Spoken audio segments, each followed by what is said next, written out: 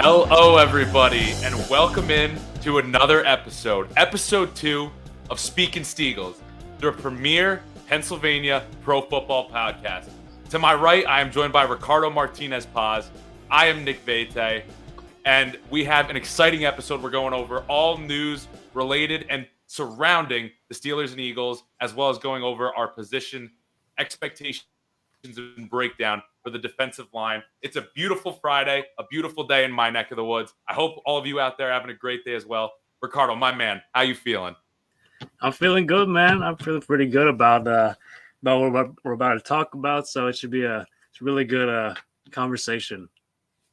Oh yeah, man. Looking forward to it.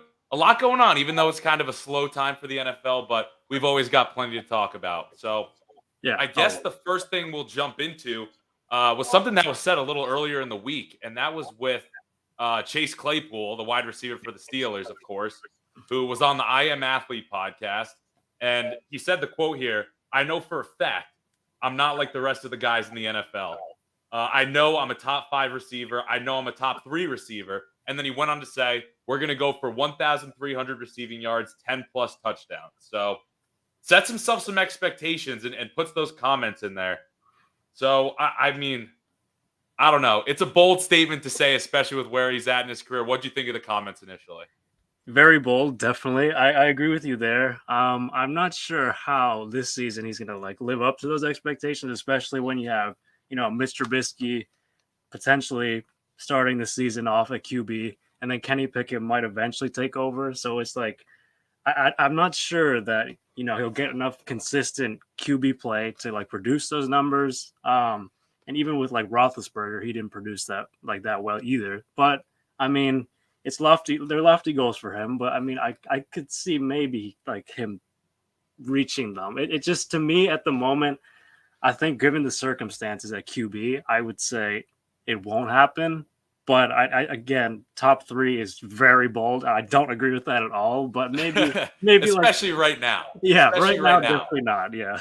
I mean, I hear you on the quarterback thing, and I'm even gonna say I'm not even gonna give him necessarily that excuse, because you could talk about guys like Justin Jefferson or Deebo Samuel or AJ Brown. All of those guys had Jimmy Garoppolo, Ryan Tannehill, Kirk Cousins at their quarterback, and Ben Roethlisberger. I know he was on his last legs here this past season, and the year before that, his rookie year, he went for more touchdowns. He went for 9 compared to 2 last season.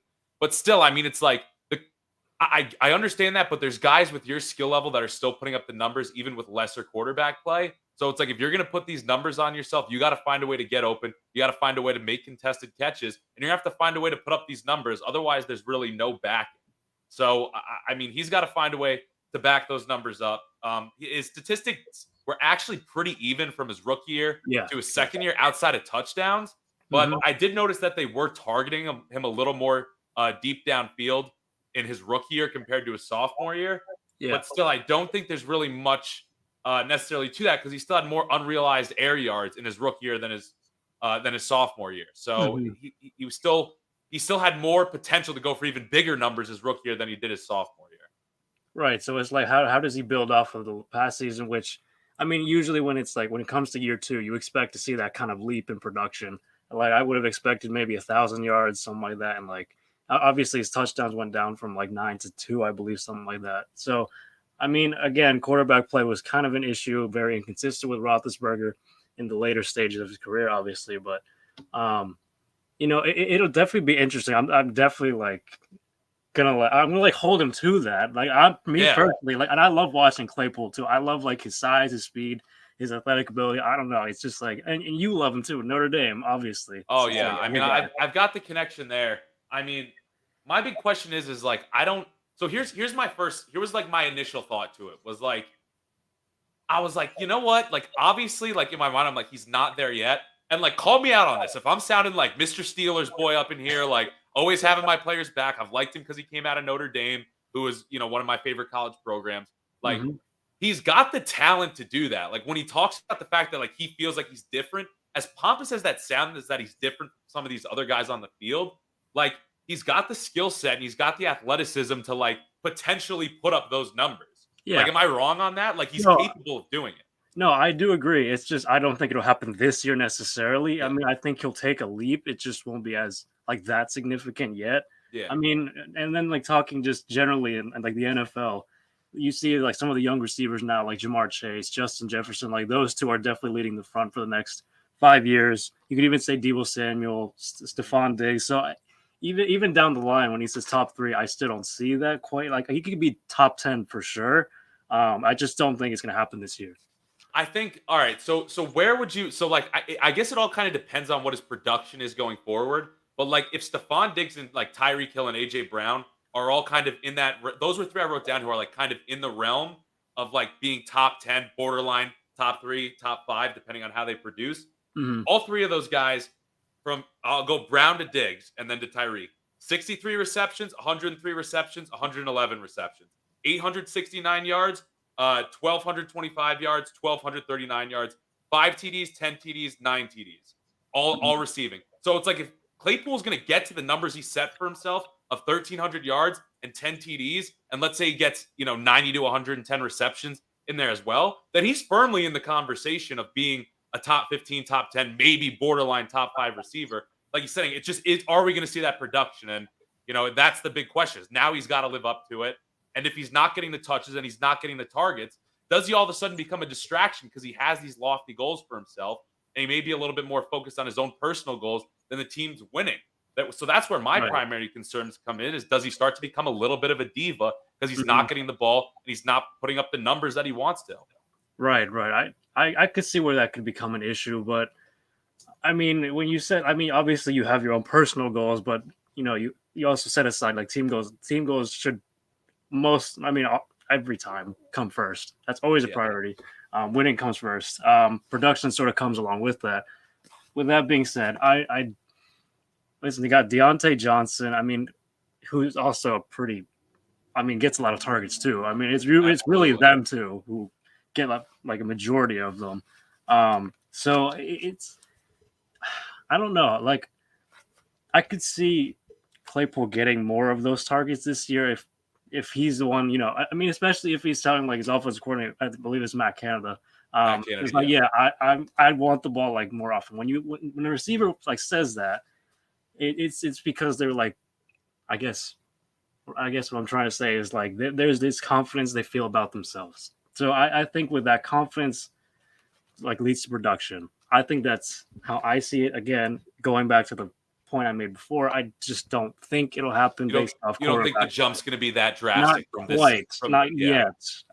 I Yeah, understand that. And I guess that's where we really have to keep an eye out for, and I just hope that he's able to continue to progress, maybe not up to the level he set for himself, but at least like you said, progress a little bit without it becoming a distraction at all for the team, and they're still able to find ways to win football games and play the style of football that they're, collectively trying to do throughout the season.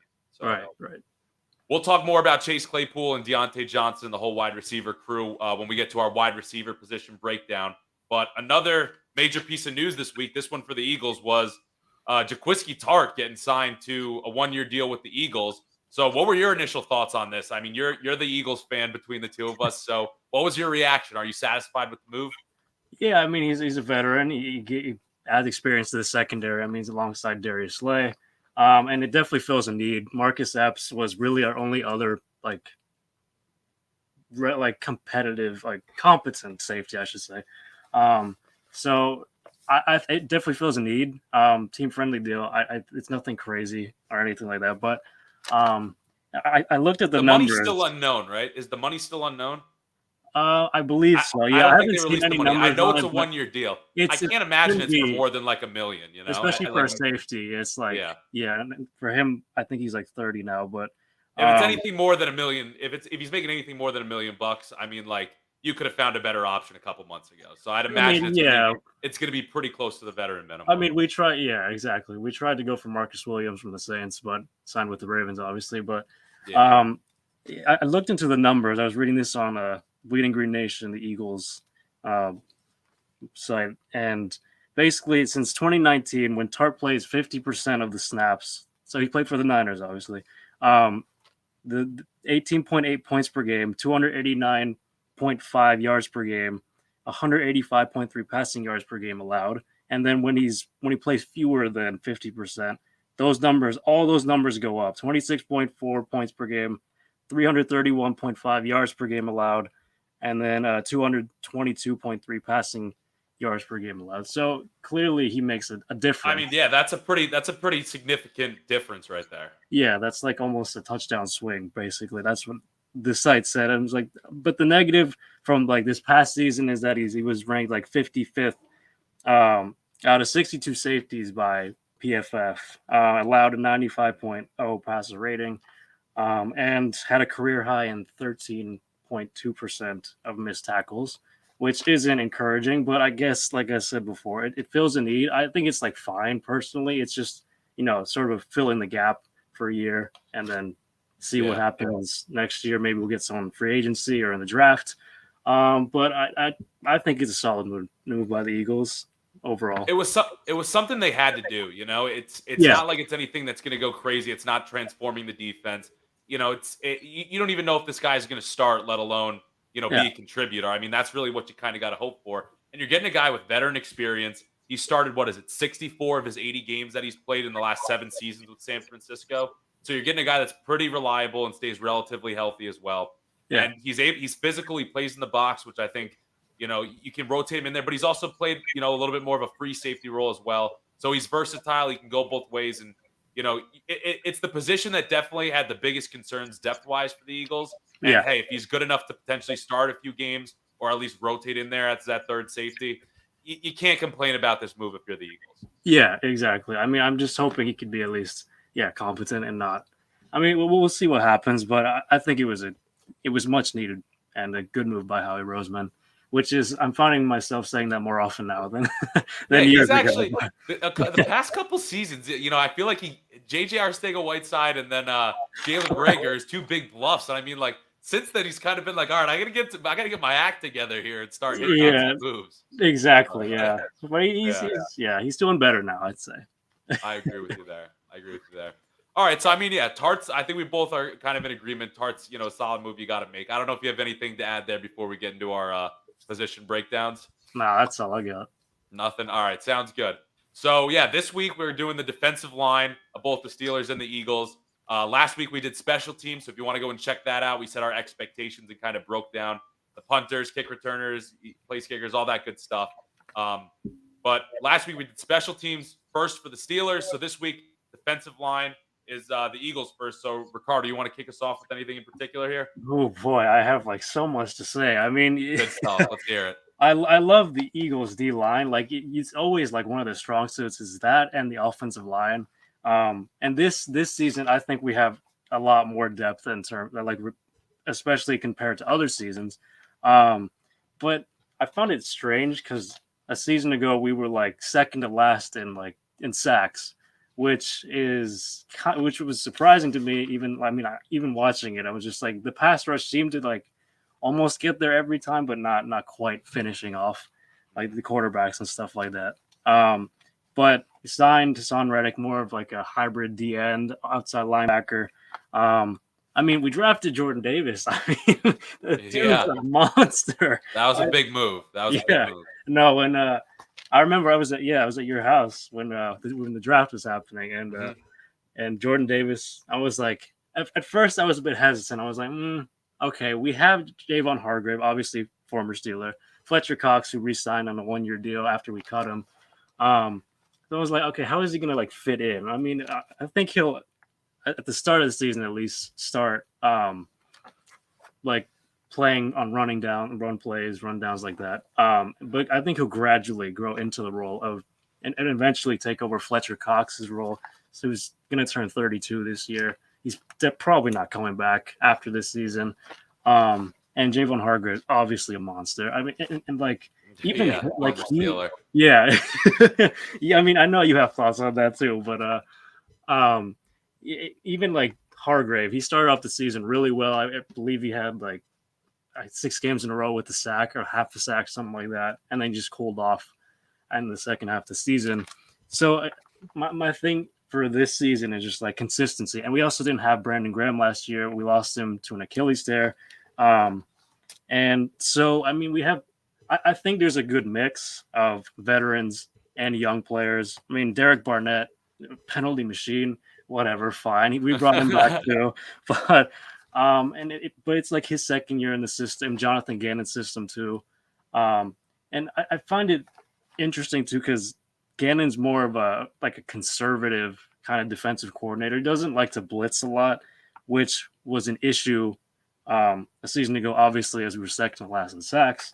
So I think Gannon's going to figure out how to use players more, and definitely just design more blitzes more effectively. Because sometimes, I mean, there were times last season where the blitzes were just totally not organized at all, and we got exposed for them. But the way I see the defensive line starting, at least initially, would be Brandon Graham, left defensive end, Fletcher Cox, and Jalen Hargrave, D tackles. And then I guess I would say Hassan Reddick, who we signed for 3 years, $45 million. And he's coming off I believe, an 11 and a half sack season. So, yeah, double digits for sure. Yeah. So that's a pretty solid this D line right there. And obviously we have players like Josh Sweat, who had a breakout season. I really like Josh Sweat. Yeah, he filled in really well for Brandon Graham while he was out. Who else? We got Milton Williams. I forgot, a former third rounder. He showed a lot of promise a season ago. Still obviously developing, still young. It's his second year this year. So I expect him to play a bit better than the season ago, a bit more consistently. And then Derek Barnett will also obviously rotate in there. So my first question with you when it comes to the D line is how do you think that this dynamic is going to work now that Brandon Graham is back and obviously Derek Barnett and Josh Sweat are both there? I believe both of them signed for 3 years extensions, correct? Barnett. I'm Barnett sure. signed back on a 2-year deal, or 2-year deal, yeah, something like that. I thought they both got extensions to come back, but so I mean, with all three of those guys, and then you factor in what kind of role Hassan Reddick's going to have now. I mean, who do you see kind of being the odd man out when it comes to the snap count for these guys? I mean, it's nice because you have depth at the end of the day because injuries do happen. But I mean, it's if I'm the Eagles, I want to get Josh Sweat in there. And I mean, I really don't know what you're going to get because Brandon Graham was a Pro Bowler in 2020, but I mean, obviously last year missed the whole season, and he's Derek Barnett is kind of a mixed bag as well. Yeah, so I think Derek Barnett could be the odd man out. And forgot to mention this too, but Milton Williams can play both D tackle and defensive end, so he's very versatile as well on the defensive line. So I think Derek Barnett, of all players, would be the odd man out. Last year was hard to watch him. The number of penalties he had, offsides, and it was hard to watch. And he showed promise initially when he was drafted, his first 2 seasons. Then he just sort of fell off because of injuries too. That didn't really help. So he never really developed as well as he could have. But the fact that he's familiar with the defense, I guess, sort of helps him and why he's back. It's just I don't think he'll get as many snaps as he did a season ago. The expectations have to be a little bit reeled in for him because I mean it's I think he does have to be on a little bit shorter of a leash if you do end up having all these guys healthy, and you got to find a way to get Josh Sweat snaps, and you got to find a way to work Brandon Graham back into the defense now, which I mean I'm sure the Eagles will. I guess too. The other thing, I mean, argue with me if I'm wrong on this, but I mean, would you say of the defensive line last year, all around, would you agree? I mean, Javon Hargrave was probably the best player all around on this defensive line last season. Yeah, because I mean, that's what it definitely. I mean, I know he was in his first Pro Bowl and everything, which I mean, the Pro Bowl doesn't really matter. It's like a pat on the back, but I mean, when it comes down to its stats, I know you said he had a little bit of a lull at times, but I mean, this was a guy who's great at stopping the run, racking up tackles, and also getting to the quarterback. I mean, he really does a lot for the defense. When we really saw Fletcher Cox take his first step back or step out of his prime in production last year. Yeah, so, definitely Hargrave, I would say, was the most consistent, the best player on that defensive line. Fletcher Cox, like you said, sort of fell off a bit. Only had 3 sacks, or 3.5 sacks, which was his worst since, I believe, 6 years ago. And only 35 combined tackles. Yeah, so Fletcher Cox, he's slowing down. But Hargrave is very much, he was very much our best player a season ago. Yeah, and I mean, I think it's nice too that even though you did see Cox start to fall off a little bit, you bring in Jordan Davis too, and with Cox back there, you kind of let Jordan Davis get the ropes a little bit. You work him in slowly. I think it's a perfect fit right there, and especially because Cox has just been with the Eagles for so long, Yeah. and he understands what's going on. I think the main goal with him that you have to have is just kind of like outside of production, like maybe a little bit better than last year because it really was a bit of a down year for him. But Mhm. again, you don't really. You got to understand it when the guy's going into his age 32 season. But to bring in Jordan Davis, yeah, I think that to have him there and help him along while Javon Hargrave is still the beast that he is, it works well for this Eagles defensive line. Yeah, yeah. I mean, I'm hoping that he can get more sacks this season. Definitely like more towards at least top 12, in that category. But like the defense overall was average. But like typically under Jim Schwartz, it was a lot like it was more like top 12, in most categories, things like that. But we'll see if they can return to that kind of form. Obviously, Jonathan Gannon as a defensive coordinator, but I'm sure that he'll make some adjustments and figure out how to best use his players and rotate in and Get them out. all utilized in there. Yeah, yeah. All right. So one other question I have with you when it comes to, I guess, like kind of the expectations aspect of this. So when it comes to Brandon Graham, I know he's kind of alluded to potentially this being his last year in Philadelphia.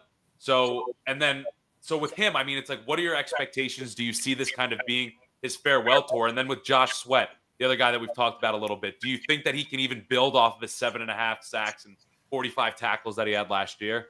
Or are you just kind of looking for him to replicate that? Well, that's a good one. I mean, I think it will be Brandon Graham's last season. I mean, he's 34 now, and obviously coming off the injury, might not be at 100% going into the season.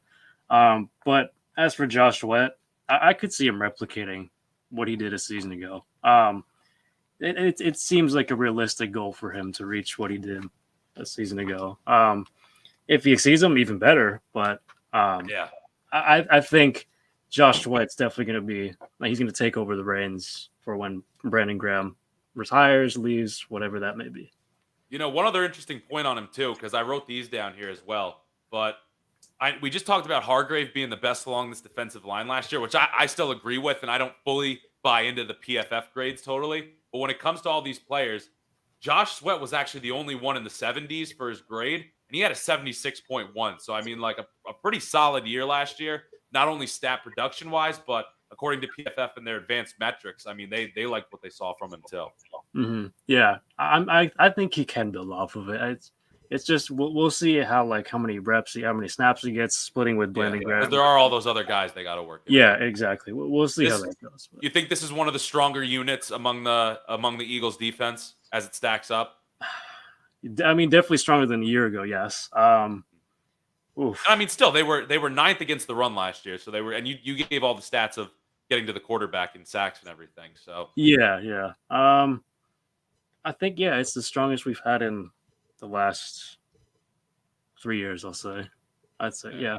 So and plenty of depth too. That's a big thing too. I feel like the last 2 years we didn't have the most depth and injuries plagued, but yeah, pretty strong overall.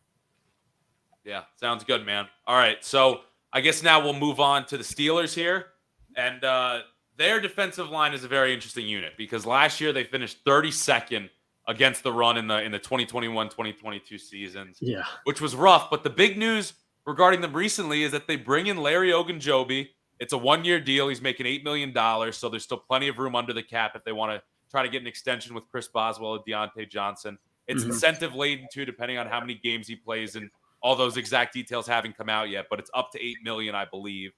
And I mean, this is a guy. His first 4 years with Cleveland, he played pretty well, and they decided not to bring him back, so he goes out and just absolutely balls out with Cincinnati. Yeah. In 2021, 16 games, 7 sacks, 49 combined tackles, and he's in line for this big contract extension. The Bears give him one, $40 million over 3 years, and then he's got the foot issues, and to the Steelers' benefit, they find out Stephon Tuitt's not coming back, and Larry Ogunjobi's kind of sitting right there for them to scoop up on a 1-year deal, sub $10 million contract. And if he's healthy, if the foot's healthy, which is what he failed the physical with the Bears, which is why he didn't sign there. If he's healthy, they're getting a great player on a great discount. that's going to benefit this defensive line in numerous ways. One, because he's got the ability to play defensive end and get pushed inside and play more of a D tackle role alongside Tyson Alualu. So he can spare Tyson Alualu some snaps, who's also coming back. He can spare Chris Wormley, or they can fight for kind of that second starting defensive end spot. And it just gives you a little bit more depth in case someone goes down, that you're either Ogunjobi or Wormley, whoever's kind of the fourth option out of those four, can step in there, and you don't have to put a ton of pressure on Isaiah Loudermilk, who's a second-year player, and DeMarvin Leal, who's a rookie. So I see a lot of benefits to this deal, especially, if he's healthy, like I've talked about before. And in the run game, getting to the passer as well, there's not a lot of downsides to this unit that really needed some improvement. And I think just by having him there, having another experienced guy who's put up the production last year, a ton of benefits for the Steelers. Yeah, definitely. I mean, I like the deal. I was like, I found this is funny. He's played with the Browns, the Bengals, and now the Steelers. What is he going? Yeah, and he had the Mason Rudolph. Mason Rudolph, he was involved with the Myles Garrett. Yeah, he pushed over. I think he was the one that pushed over Rudolph. So definitely some history there. But I mean, interesting predicament. I'm sure it's going to be interesting in the locker room. But I figure that they're all adults. They'll work it out. They play on opposite sides of the ball. So it shouldn't be too big of a deal. And I mean, who knows what Mason Rudolph's future in Pittsburgh is even going to look like here. Yeah. So that I don't make as big of a deal out of. Yeah. No, I mean, just overall, I think, I agree with you. It's a pretty good deal. No downsides really, other than the foot, obviously. But what do you expect from him? What do you expect, like production wise, like snaps and things like that? If he's healthy, obviously. Ideally, the ideal situation would be he comes into camp healthy, ready to go, and he's challenging for a starting role right away.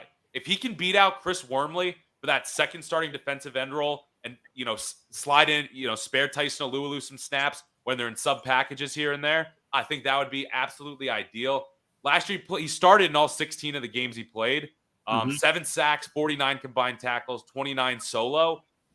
Like, I don't even need him to necessarily put up those numbers particularly, but I just need him to help improve the unit as a whole and get them, be a force stopping the run. I'd rather him drop off from 7 sacks down to maybe 4 or 5 and be at that 50 tackle threshold and really be a force in the run game.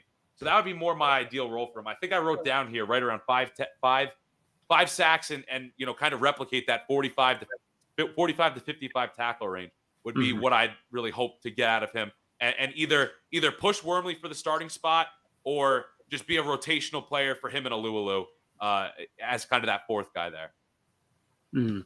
So what do you expect? How do you expect this Steelers defensive line to shape out at the beginning, at least? Yeah, obviously Cam Hayward. Well, first of all, you got to. This guy, the fact that he was 32 last season, he was an All-Pro. Yep. And you could make the case it was his best season. 89 tackles was a career high. 53 of them solo tackles, which was also a career high. Still put up 10 sacks, which I believe was his second highest mark. So he put up all these insane stats, and he was clearly the leader of that defensive line. Yep. And the fact that he was doing it already in his early 30s was pretty impressive. You just hope that he stays healthy, because if he goes down, this defensive line is in real trouble, because he's, you could say that other guys, TJ Watt, Minkah Fitzpatrick, are the heartbeat of the Steelers defense. Cameron Hayward is the engine. He's the engine that makes this thing go, especially against the run. So to get some reinforcements around him, getting Alualu back and Ogunjobi brought in, that's huge. I expect Alualu, even if he doesn't start every game, I expect him to get the majority of the snaps at kind of more of that D tackle spot. And then I really like just the way that they've kind of built up this depth to the point where you don't have to now shove Isaiah Loudermilk and shove DeMarvin Leal into a role that they're not necessarily suited for right away. So, if Cameron Hayward, I'm not expecting him to kind of match career highs, but if he can still be around 80 tackles and still 7+ sacks, I'll be happy with that. Chris Wormley's the other guy, because we talked about him last week. Yeah. Chris Wormley's such an interesting case, because he had 7 sacks last year, which was a career high, 51 tackles, which was a career high. Definitely his best season, but it didn't show up in his the actual success of the unit. So he looked good on paper, but didn't necessarily look good when it came to the actual results on the field. So I'm just looking for this unit as a whole to improve. Right. So, I would imagine especially against the run, because you were obviously dead last against it. But yeah, that would certainly help if the unit could come together and definitely play a lot better against the run this time around. Absolutely. Yeah. And I mean, I feel like the wild card of this group is kind of Isaiah Loudermilk because we drafted him in the 5th round. He actually played. He played in 15 games last year, only 23 tackles. But I mean, he's a guy that I know some Steelers people close to the organization have said he's definitely put in a lot of work in the offseason to potentially, kind of garner a bigger role with the Steelers. So I mean, I totally expect him to make the roster, and he's going to be good depth if anybody is dealing with injuries throughout the season. I don't. See, we've got the four main guys: Ogunjobi, Alualu, Wormley, Hayward, and then I think they're definitely going to obviously keep the rookie DeMarvin Leal, and I'd be shocked if they didn't keep Loudermilk. So then you're talking about 6 guys. I wouldn't really expect them to. Maybe they'd keep one more on the defensive line when it comes to that unit specifically, especially because their outside linebacker situation, which we'll talk about in a later episode, isn't really at the same level depth wise. So it wouldn't shock me if they kept like someone like a Henry Mondu or a Carlos Davis or a Montravius Adams. But that's kind of what I expect the roster to shake out of. And like I said, Cam Hayward's got to lead the charge, but now at least he's got the reinforcements around him to really kind of see these improvements come to fruition. Mm-hmm. So I don't know. Now that we've kind of seen the breakdown and expectations of both of these teams, I mean, what unit of these two do you think is better? I also just want to mention real quick, I like the Steelers linebacker situation. I like their corner situation. I like their safety situation. All that we've gotten into, we're going to get into later. But when it comes to this unit compared to kind of the way they stack up amongst the defense, I like a lot what they have to offer. And even though they didn't show it last year with the additions and guys coming back healthy, I think that they absolutely have the chance to really propel themselves into, maybe get up into the top 15 against the run this season compared to where they were last year. And I could see them definitely getting back to kind of that hard-nosed Steeler football, stop the run, pound the rock kind of style of football. So, I mean, now that we've kind of seen that, what are your initial thoughts? You think the Steelers kind of have the better unit here, or do you think it's the Eagles that have the better defensive line unit here going into next season?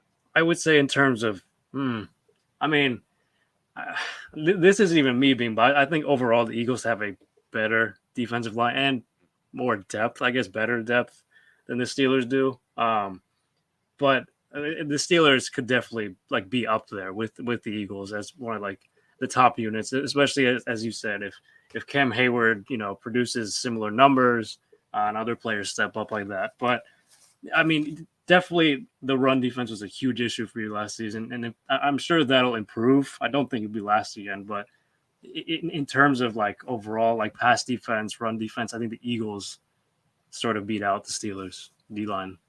Yeah, I think I have to agree with you. I feel like with the Steelers, there's just a ton of ifs. Like if Ogunjobi's healthy, if Alualu can get back to being that player we've seen him be before. Even though he's getting up there in age, like is Chris Wormley going to replicate last season? Are we going to continue to not see any sort of decline from his prime from Cameron Hayward? So there's so many ifs with the Steelers, and if they're 1 or 2 injuries away, especially from some key players, to being screwed depth-wise and really having to put guys in roles they don't want to be. That's where the Eagles kind of stack up. The fact that they have Hargrave, they have experience in Cox, and they still have a young first-round pick in Jordan Davis. And then we talked in for a while about the having multiple guys that can play DN. They've got a ton of depth. They've got a ton of guys who have put up numbers. And I mean, now you add Hassan Reddick, who I think they're even just going to try and really get him to focus on getting to the quarterback. And you add him into the mix there. I agree with you. I think that this unit is definitely better for the Eagles. Not only last season it was clear, but I think even going to the season, the Eagles improved, and it's definitely a strong suit for them. And I think it's the stronger of the two between the two teams. Yeah. So if we're keeping track, is 1-1. 1-1, yeah. Because last week we gave the edge to the Steelers. This week we gave the edge to, last week was the Steelers with special teams. This week, defensive line is Eagles. So we'll keep that tally going as we continue to do these positions. Sounds good, man. I don't know. You got any other thoughts on Steelers or Eagles position groups, or just anything else going on with Steeler Eagle football? I think you had something about Mike Tomlin, right? Something. Oh yeah. I mean, I thought it'd come up here or there, but I mean, like, that was a really cool podcast. I don't know if you've gotten a chance to listen to it, but like, you never really see coaches be that candid talking about stuff. The thing that stuck in my head so much is he talks about like you have to want to be uncomfortable as a coach. And I think it applies in life. Like, you've just got to make yourself be uncomfortable in situations is where you're going to see yourself be your best. And the fact that he's always pushing himself to be uncomfortable as a coach and to get the best out of his players. And really, he talked in depth about these relationships he's continually built. So, I mean, it's a fascinating thing. It totally makes you understand why every player who plays for him loves Tomlin as a coach and why everybody who doesn't play for him wants to wind up in Pittsburgh and be coached by that guy. So if anybody out there hasn't listened to him, he sat down with Ryan Clark and a couple of other former NFL players and just talked for like an hour and a half. And it's a fascinating conversation. He's really candid about it. It's the Pivot podcast. Highly recommend it. I'm probably going to give it a second listen at some point just because it's some really captivating stuff. Yeah, I'm definitely going to listen to it. Right, like at some point today, I'm going to listen to it because, yeah, no, that seems really interesting what you said. But it's cool stuff. Yeah, it's really cool stuff. Just to hear him like just talk about some of his past experiences. Mm-hmm. It's really cool to kind of get a peek behind the curtain and see him just really be so honest about his experience and how he's kind of gone about coaching so far. Definitely. All right, man. I don't know if you have anything else to add here as we're kind of nearing the end of our second episode. Nah, that's all I got. You got anything else? Looking good, man. All right, sounds good. Well, hey, bro, you enjoy the weekend. It looks like it's going to be some great weather in the Northeast and out all throughout Pennsylvania. So I hope everybody's looks like you're getting a phone call there, popular guy. Yeah, sorry. No, it's all good, bro. All right, so I hope you have a great weekend. Everybody who's going to be watching this episode, whenever you watch it, enjoy yourself. Enjoy the nice weather this weekend, and we'll be back next week. Probably next Friday again. We'll be moving on to our next position group. I think we're going to go more into the outside linebackers, inside linebackers. So we'll be talking more along those lines. And of course, there's always going to be some news that we got to give our opinions on. So until next time, I've been Nick Vete. Carter Martinez Blas. Everybody, we look forward to chatting with you again soon. Be sure to follow our Twitter and Instagrams as well for all the latest updates with what we're doing and what's going on with both these great football teams. Take care. Bye-bye now.